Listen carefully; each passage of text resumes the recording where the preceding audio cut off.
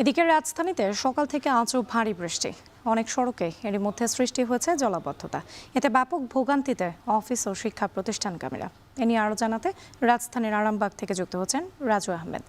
রাজু, সড়কে জলাবদ্ধতা কেমন দেখতে পাচ্ছেন?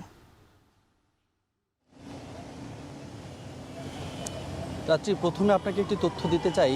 গতকালই একটি সতর্কবার্তা দেওয়া হয়েছিল আবহাওয়া অফিস থেকে। আবহাওয়াবিদ মোহাম্মদ হাফিজুর রহমানের স্বাক্ষরিত একটা বিজ্ঞপ্তিতে কিন্তু জানানো হয়েছিল যে আজ সারাদিন জুড়ে শুধু ঢাকা সহ প্রায় 4টি বিভাগে ভারী বৃষ্টি হতে পারে এবং সেই বৃষ্টির মাত্রাটি প্রায় 44 থেকে 88 মিলিমিটার হতে পারে বলে কিন্তু শঙ্কা করা হয়েছিল এবং সেই চিত্র কিন্তু আমরা সকাল থেকে দেখছি। সকাল 8:30 নাগাদ রাজধানীতে বৃষ্টি শুরু হয়েছে।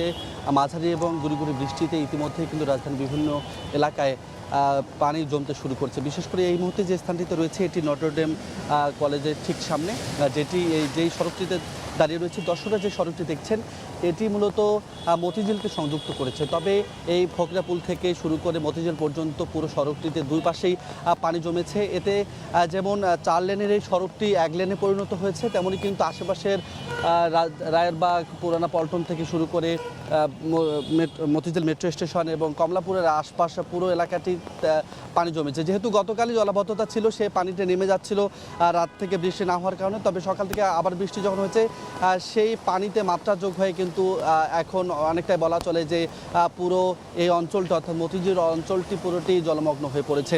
একইভাবে আমরা আজকেও আবহাওয়া অফিসে কথা বলেছি।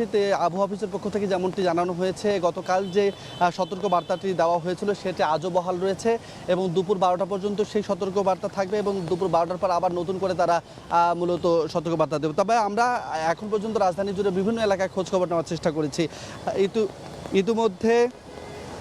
ইতিমধ্যে যে খোঁজখবরগুলো আমরা পেয়েছি, রাজধানীর পান্থপথ, গ্রিন রোড সহ আশেপাশের এলাকাগুলো তো প্লাবিত হয়েছে এবং জলাবদ্ধতার সৃষ্টি হয়েছে।